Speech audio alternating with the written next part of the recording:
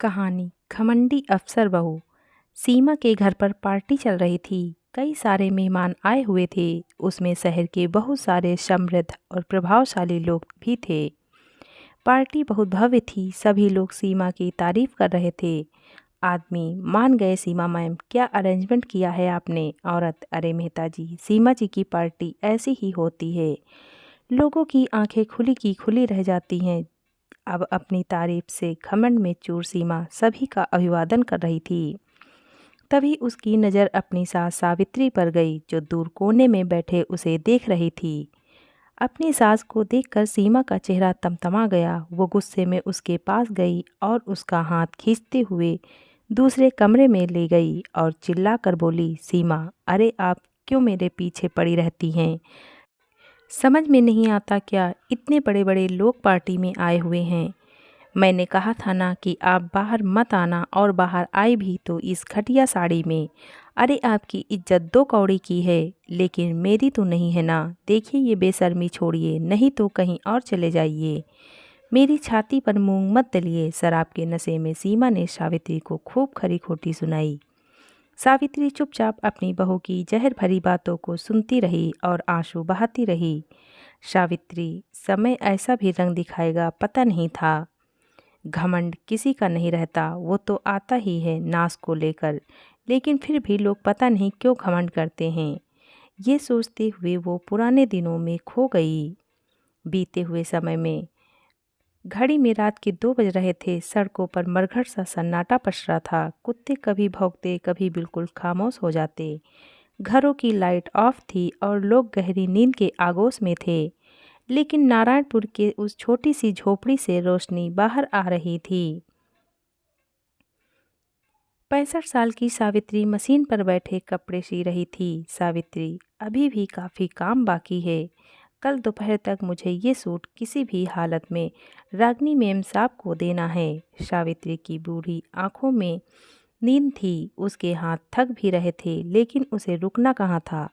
हालांकि कुछ देर बाद नींद उस पर ज़्यादा हावी होने लगी तो वो उठ कर गई और अपनी आंखों पर पानी के छींटे मारने लगी। यह देखकर उसकी बहू सीमा, जो सावित्री के पास ही बैठी पढ़ाई कर रही थी, उसने कहा, सीमा माँ जी, आप थोड़ी देर आराम कर लेती। मैं देख रही हूँ कि आपको नींद आ रही है। सावित्री, अरे नहीं नहीं बहू, मुझे नींद नहीं आ रही है। मुझे यह काम कल तक खत्म करना है। देख, तू परेशान मत हो और तू अपनी पढ़ाई कर। तेरी परीक्षा नज़दीक है ना। तेरी तैयारी तो सही से हो रही है ना। सीमा, हाँ माँ जी, तैयारी तो हो रही है। अब देखिए परीक्षा का रिजल्ट कैसा आता है। वैसे भी मैंने तय कर लिया है। सावित्री, क्या तय कर लिया है? सीमा, यही कि अगर इस बार मेरा सिलेक्शन नहीं हुआ तो मैं आगे परीक्षा नहीं दूंगी। मैं आपके काम में हाथ बटाऊंगी। उसकी बातों को सुनकर सावित्री ने उसके मुंह पर अपनी उंगलियां रखी और कहा, सावित्री बहू, ऐसा भूल कभी मत कहना। क्यों नहीं होगा तेरा? क्यों नहीं करेगी तू पास परीक्षा? जरूर करेगी। अरे इतनी मेहनत करती है तू। मेहनत करने वालों की कभी हार नहीं होती। सावित्री अपनी बहू सीमा को सगी माँ की तरह प्यार करती थी। 1 साल पहले की बात है। सीमा अपने पति राजेश और सावित्री के साथ एक रिश्तेदार की शादी में ट्रेन से जा रही थी। सीमा, अगर सही समय पर रिजर्वेशन नहीं मिला होता तो भारी मुसीबत हो जाती। सावित्री, बहू वो लिट्टी रखी थी ना तूने? सीमा, हाँ माँ जी, रख ली थी। ट्रेन अपनी गति से चले जा रही थी। उनको शादी में संबलपुर जाना था, लेकिन संबलपुर पहुंचने के 1 घंटे पहले ट्रेन का भयानक एक्सीडेंट हो गया। हर ओर चीख पुकार मच गई। एक्सीडेंट में कई लोग मारे गए। राजेश भी काल के समुंदर में समा गया। सावित्री और सीमा भी इस एक्सीडेंट में घायल हो गए थे, लेकिन सीमा और सावित्री को सिर्फ इस दुर्घटना ने ऐसा जख्म दिया था जिसका दर्द वो ताउम्र नहीं भुला सकते थे।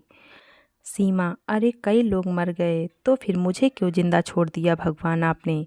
क्यों? राजेश के बिना मैं कैसे जीऊँगी? सावित्री, हिम्मत रख बहू, हिम्मत रख। होने का लिखा कौन मिटा सकता है? अपने इकलौते बेटे की असमय हुई मौत ने सावित्री को तोड़ दिया था। सीमा की भी जीने की इच्छा खत्म हो गई थी, लेकिन इसके बावजूद जीना तो था ही। सावित्री बहू, पता है जीवन का सत्य क्या है? यह रुकता ही नहीं है। जब तक हम संसार में रहेंगे तो चलना तो पड़ेगा ही। सीमा, लेकिन माँ जी कैसे चलेंगे, सहारा तो चला गया, अब जीने की इच्छा ही नहीं रही। सावित्री, बहू राजेश का जाना सच में अंतहीन पीड़ा वाला है, लेकिन जीना तो पड़ेगा ही, क्योंकि वो जहाँ भी है अगर हमें दुख में देखेगा तो क्या वो खुश रह पाएगा, हमें उसके लिए जीना होगा। सीमा, लेकिन माँ जी कैसे सब कुछ होगा, राजेश की कमाई से ही तो घर चलता था, अब कहाँ से आएंगे पैसे, कैसे चलेगा घर का चूल्हा, कैसे किराया दिया जाएगा और कैसे सारी चीज़ें संभलेंगी। सावित्री, बहू शादी के बाद तेरी पढ़ाई अधूरी रह गई थी, तू पढ़, खूब पढ़ और उसके बाद अपनी मंजिल खुद तय कर। और जहाँ तक बात रही घर को संभालने की, वो तो मैं संभाल लूँगी। राजेश के पिता तो जब राजेश 6 साल का था तभी गुजर गए थे, लेकिन मैंने हिम्मत का साथ नहीं छोड़ा, सिलाई का काम शुरू किया और उसी से ही तो उसकी पढ़ाई पूरी करवाई। आज एक बार फिर मैं वही करूँगी, इस बार अपनी बहू के लिए। उसकी बात को सुनकर सीमा ने कहा, सीमा माँ, क्या ये अच्छा लगेगा कि आप इस उम्र में काम करेंगी? नहीं नहीं, सिलाई कढ़ाई मैं कर लिया करूँगी, मैं संभाल लूँगी घर। सावित्री, नहीं बहू, अरे मैं इतनी भी बूढ़ी नहीं हुई हूँ, अभी मुझ में बहुत दम बाकी है, मैं तुम्हारा और अपना दोनों का ध्यान रख सकती हूँ, बस मन लगाकर पढ़, अपनी पढ़ाई पूरी कर और नौकरी की तैयारी कर। सावित्री सिलाई का काम करने लगी और सीमा ने अपनी अधूरी पढ़ाई को पूरा करना शुरू किया। उसकी कॉलेज की फीस, किताबें, कॉपियाँ, नोट्स, घर का खर्च चलाना, सब कुछ सावित्री के कंधों पर था, इसलिए वो खूब मेहनत करती। धीरे धीरे सावित्री की मेहनत और सीमा की लगन के कारण उसने एमए की परीक्षा फर्स्ट क्लास में पास की। सीमा, ये सब आपका आशीर्वाद है माँ, नहीं तो मैं तो हिम्मत ही हार चुकी थी। सावित्री, अरे मेरा आशीर्वाद तो हमेशा तेरे साथ है, लेकिन मेरे आशीर्वाद से ज़्यादा तेरे कठिन परिश्रम ने रंग दिखाया है। सीमा, माँ जी कठिन परिश्रम तो आपने किया है मेरे लिए। पढ़ाई पूरी करने के बाद सीमा नौकरी के लिए परीक्षा देने लगी, लेकिन हर बार 1 या 2 नंबर से उसका सिलेक्शन छूट जाता। एक बार तो वो इंटरव्यू तक पहुंच गई थी, लेकिन फाइनल में उसका नहीं हुआ, इसलिए सीमा थोड़ी परेशान और हताश सी हो गई थी और वो अब और परीक्षा नहीं देना चाहती थी, क्योंकि परीक्षा के फॉर्म भी तो महंगे आते थे। सावित्री, जब मैं हूँ तो फिर चिंता किस बात की बहू, तुझे बस अपनी मंजिल पानी है, हौसला नहीं छोड़ना है, क्योंकि हौसले को जिसने छोड़ा मंजिल खुद ब खुद उसकी नज़रों से ओझल हो जाती है। आखिरकार सावित्री के विश्वास और सीमा की मेहनत का फल कुछ इंतजार के बाद मिल गया।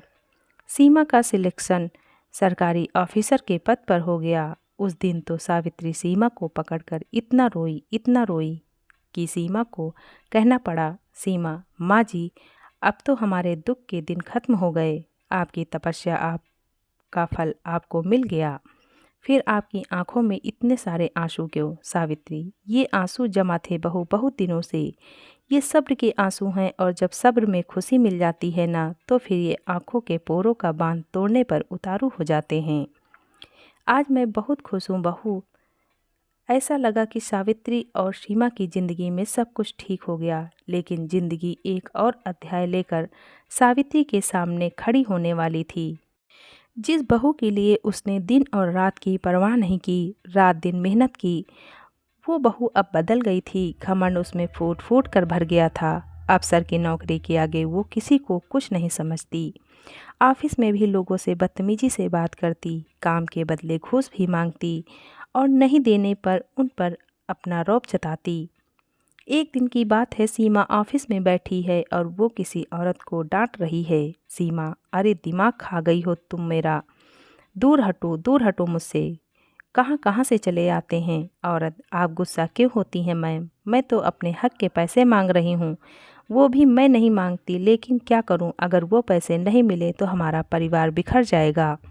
मेरा इकलौता बेटा रेल दुर्घटना में मारा गया, वो अकेला कमाने वाला था। मेरे परिवार में सोचा मुआवजे से जो पैसे मिलेंगे उससे एक सिलाई मशीन खरीदूंगी और अपने परिवार का पेट पाल लूँगी। मेरे मुआवजे के पैसे के लिए भी आपको पैसे चाहिए, मैं कहाँ से दूंगी पैसे, मेरे पास तो फूटी कौड़ी भी नहीं है। ये कहकर वो औरत रोने लगी। उसकी गर्भवती बहू जो वहाँ खड़ी थी वो अपनी सास को चुप कराने लगी। अपने सामने ये दृश्य देखकर सीमा अपने पिछले दिनों में पहुंच गई। सावित्री का चेहरा उसकी आंखों के आगे घूमने लगा। उसे उसकी तपस्या याद आने लगी। न चाहते हुए भी उसकी आंखों से आंसू का सैलाब बाहर निकल आया। सीमा, आज मैं जो कुछ भी हूँ सब माँ जी के कारण हूँ, और जब मुझे सब मिल गया तो देखो कैसे घमंड ने मुझे अपने दलदल में फंसा लिया। माँ जी को नीचा दिखाया, ज़रूरतमंदों को नीचा दिखाने लगी। ये सब क्यों करने लगी मैं? क्यों? मुझसे गलती हुई है, भारी गलती। मुझे ये गलती सुधारनी है।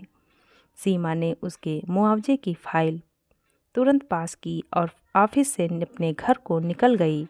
मुझे किस बात का घमंड हो गया था? अरे सब कुछ तो आपका दिया है। आपके चलते लोग मुझे जानते हैं, लेकिन मैं ये भूल कर खुद को ही सब कुछ समझने लगी। मुझे माफ़ कर दीजिए माँ जी, प्लीज़ माफ़ कर दीजिए। सीमा अपनी सास के पांव पकड़कर रोए जा रही थी, लेकिन सावित्री तो अचेत सी पड़ी थी और वो घमंड की दुनिया को छोड़कर कहीं दूर जा चुकी थी। सीमा को जब अपनी सास के गुजरने का पता लगा तो रो रो कर उसका हाल बेहाल हो गया। वो बार बार खुद को कोसने लगी, लेकिन अब क्या होता। हालांकि अब उसे जीवन की सबसे बड़ी सीख मिल गई है, घमंड से दूर रहने की सीख। धन्यवाद।